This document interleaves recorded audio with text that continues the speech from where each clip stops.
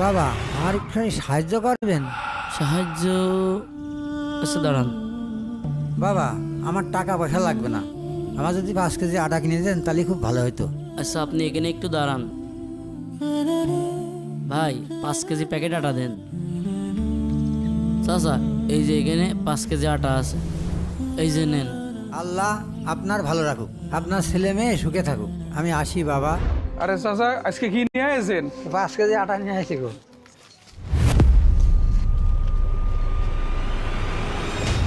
আরে সে বৃদ্ধ চাচা না? এই নেন আপনার টাকা। যাক ভালোই হয়েছে, এই টাকা দিয়ে হয়ে যাবে না। ভাই ওই বৃদ্ধ লোকটা আপনার এখানে আটা রেখে গেল কেন? উনি তো আমার কাছে বিক্রি করে দিয়েছে। বিক্রি করে দিয়েছেন মানে? প্রতিদিনই কেউ না কেউ তাকে সাহায্য করে আর আমার কাছে এসে বিক্রি করে রেখে যায়। দুনিয়াতে মানুষকে বিশ্বাস করার মতো নেই। এইসব লোকের কারণেই প্রকৃত গরিব মানুষ সাহায্য পায় না।